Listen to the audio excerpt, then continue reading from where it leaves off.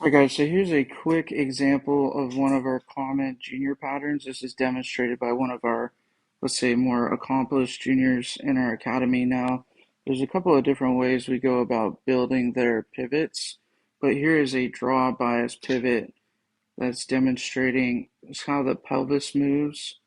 And there's a lot of talk about rotation, getting as open as possible. I think two things there. One would be is one, can they physically do it? So being able to separate lower from upper body is a huge component of just being able to add that into your golf swing. And two would be is what are you trying to accomplish? So with a junior golfer, we're trying to hit the ball as high and as far as we possibly can because they don't have club head speed.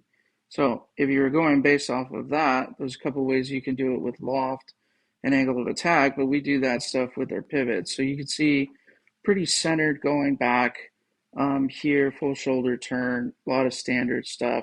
And then as he moves into transition, you'll see him kind of slide the pelvis forward. So we've set this sort of wall up from a dress position. It would be 4 to 6 inches. So if you take the width of your fist and put it on your left hip, you can add 1 or 2 inches to that. That's the amount of slide that we're seeing from our draw pivots in our juniors. So a lot of people wouldn't teach this, because they think, oh, everything is about rotation. But when you look at how successful some of these kids are, how far they can hit it, a lot of it's just based on the fact that we match up their pivot to what their body can do. So here's a great example of pushing into the lead side.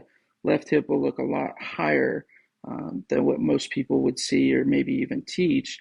Um, but what that does is that gets the trail shoulder a little bit lower than the lead shoulder coming through the ball. That's going to allow a higher angle of attack.